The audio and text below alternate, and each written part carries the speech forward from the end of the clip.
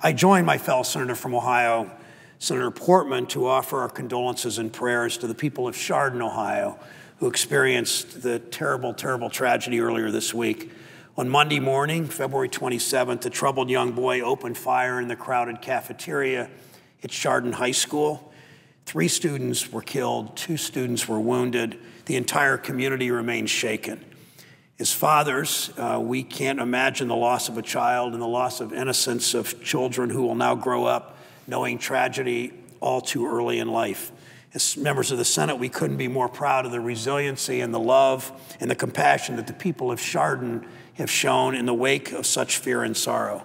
During the shooting, teachers and school administrators risked their lives to protect and save the lives of their students.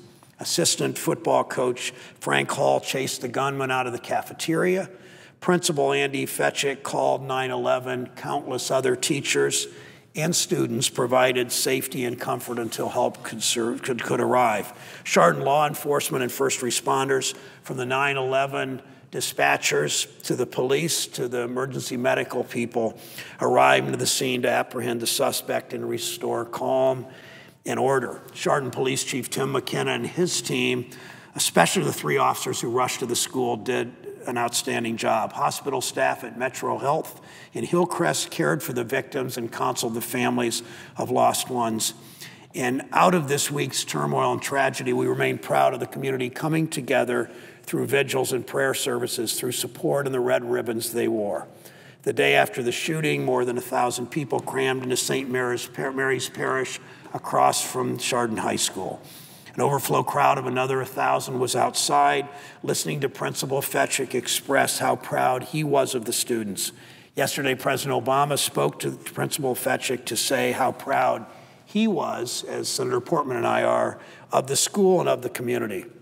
At the prayer service, Superintendent Joseph Bergan explained why the school would close for a few days this week, to reflect, for students and families to get the help they need, for parents to hug their children, and for children to hug their parents.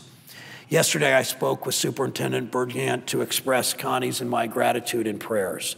The investigation into how and why this happened continues, but resilience, compassion, and love we know will remain. Tomorrow, classes resume in Chardon and at Lake Academy and Auburn Career Center, where students and staff are also dealing with this tragedy.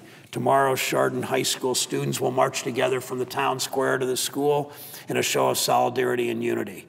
They will remember Joy Rickers and Nicholas Wojcik, who are still recovering from their injuries. They'll honor those fellow students who are no longer with them. Daniel Parmenter was a 16-year-old high school junior. Known as Danny, he was a dedicated student who loved snowboarding and video games and computers.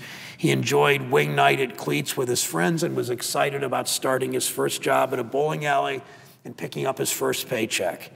Danny's parents, Bob, a boiler technician with First Energy, and Mother Dina, a nurse at Hillcrest Hospital, were finishing their night shifts. If you can imagine that, were finishing their night shifts when they learned of the shooting. The family, in a statement, said Danny was a bright young boy who had a bright future ahead of him. The family's torn by his loss. He is survived by his parents, his siblings, his grandparents, a great-grandmother, and a number of aunts and uncles and cousins. Russell King was 17 years old. His friends described him as sociable, who got along with everyone. A junior, he was enrolled both in Chardon High School and the Auburn Career Center. He was studying alternative energy like solar and wind power, as so many young people are today. Demetrius Hewlin was 16 years old. Affectionately known as D to his family and friends, Demetrius was very interested in healthy living, staying active, playing computer games, and reading books. His family's statement was, "We're saddened by the loss of our son and others in our Chardon community. Demetrius was a happy young man who loved life and his family and friends. We'll very much miss him. We're proud he'll be able to help others through organ donation."